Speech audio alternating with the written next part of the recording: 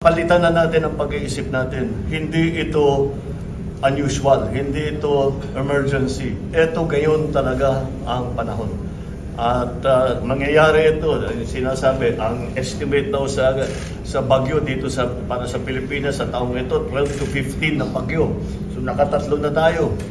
So to be conservative, ibig sabihin isang dosena pa ito na dadating. Kaya wag na nating isipin na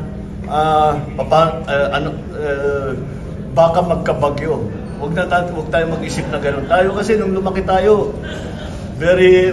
maliwanag na maliwanag kung kailan ang typhoon season, maliwanag na maliwanag kung saan nagbabaha.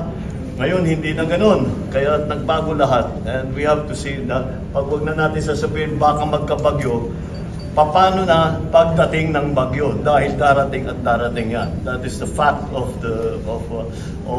climate change, and we are now having to think more. Of course, mitigation. Kung ano yung mga pwedeng gawin para matulungan nga yung mga naging biktima.